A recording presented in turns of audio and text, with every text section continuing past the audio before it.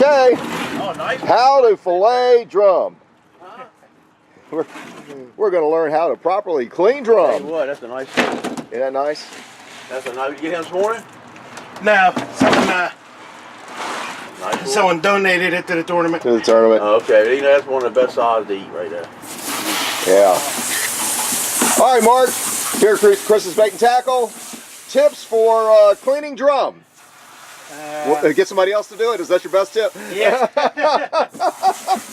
I usually just like, I usually go down the backbone. Okay. With the knife. The scales are really tough. They are. You'll see they look like guitar picks. Well, it's a big fish. Now this is about a 40 pound. 40 pounder, and already in the last couple of days we've had a couple of 80 pounders, which is twice this size. Yep. Pretty amazing. And these citation is what size? Weight citation is 80 pounds. It is 80 pounds. Okay. The release citation is 46 inches. All right. Now, as you're doing this, I'm just taking a guess here. You doing this standard the way we usually do it, like stripers? You're going to fillet out the fillet, go around the rib cage, and then you skin it? Yep. Pretty much? Pretty much. Well, I guess you need a big knife to do this, right? Yes. I usually use two different kinds of knives. I use a regular fillet knife to go down the backbone and stuff. And then when I get to the ribs, use something a little heavier. Yep. With the ribs, everybody likes the ribs to eat. They do. Yep. Okay. Now, I had not heard that. In our 30-year career, we have not done a whole lot of actual drumming, but here on the shore, it's a big thing. Very popular. It is. Yep. And well, how do they prepare the ribs? We do them the same way. We fry them. Same way, huh? Yeah. You can fry them. We put them on the grill. Wow. Smoke them. Either. Any which way. Yeah. You cut out the belly. Yep. All around. Really nice clean job there on the leg, coming right around there. Yeah. This thing is painful. Flip them around. Yep. I'm trying to get. And you sell some good fillet knives here. Yep. But folks here on coming through the Eastern Shore, Chris Bait and Tackle, you're only about how many miles up from the Bay Bridge Tunnel? We're maybe 3 miles north of the bridge tunnel. 3 miles north. And if you're heading north, you'll be right on the left. Can't miss it. Just a little bit past Kiptopeke State Park. Very, very popular bait and tackle store here on the southern Eastern Shore. This is a male, no row. Okay. Now with bluefish, for years when we clean bluefish, we really like the cheeks. The cheek meat. Is there anything else I don't think there's. Probably. It's all hard gill plate. Hard gill plate. Okay. Okay. No cheek meat there. That's a big fillet. So now, what are you going to do on the rib? You're going to cut that out. We'll cut the ribs off and stuff. Okay, that's a big fillet. Hold that fillet. Let's. That's a big chunk. And then we'll go ahead and we'll skin this. We'll just. I guess you're going to take the. See, there's a scale. Yeah, look at the size of that. Wow. And so you'll cut out the rib. We'll cut out the ribs, and then when I skin them. Then all you're going to do is, you clean up all this, the sinew, and the ribs, and in between the ribs is a lot of good meat. A lot of good meat. You like to fry that? Exmoor Diner and used to be E.L. Willits and drum rib. Yeah, up in Exmoor. That was one of their specialties. Was drum ribs. Was drum ribs. Okay, we're going to probably fry some up, get some really good batter, and just fry them up like you would regularly. Any other piece of fish, right? You got it. Wow. Yeah, we cut them in the like 2 or 3 pieces. And this is black drum. Yep. Now, the black drum and red drum, do you feel there is a difference in the taste? There is a difference in the taste. Of course, red drum, you can't keep anything this big. Right. The puppy drum, has always been real popular.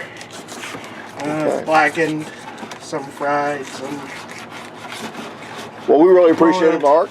Not a problem. And we are going to try that rib recipe. Good stuff. Very popular Eastern Shore dish. All right. And this is one of the hardest fish to clean as far as the scales. So you hard to really get. do want a good quality knife on Yeah. this. Yep. Like I said, we use either serrated to really get down through it.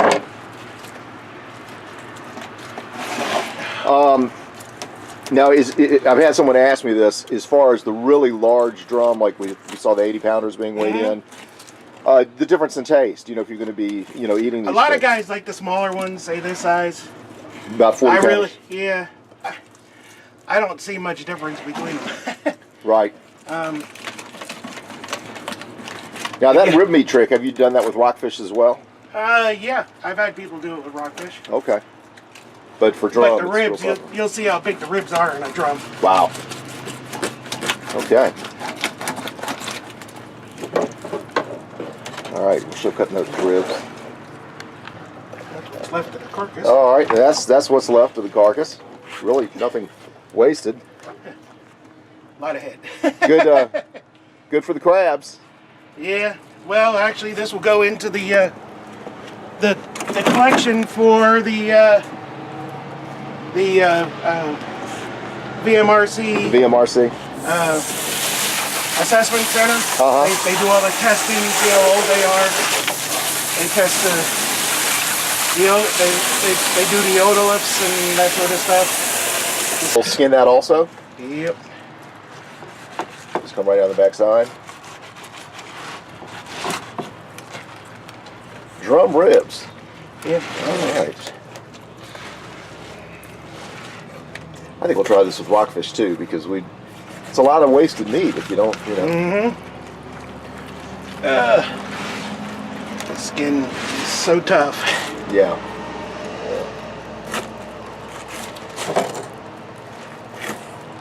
Drum ribs. Wow. That is a big cut of meat there.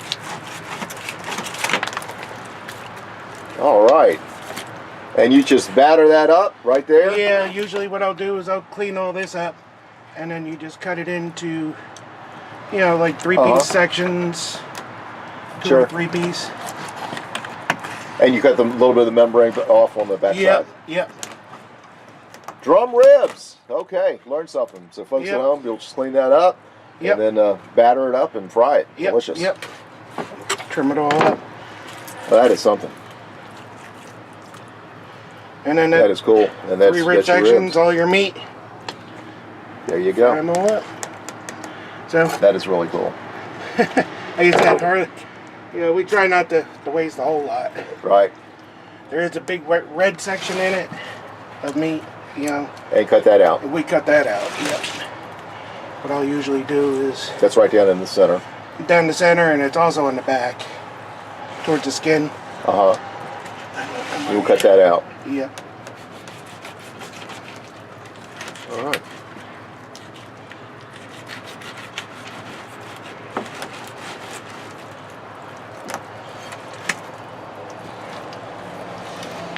Y'all sell the gloves too, right?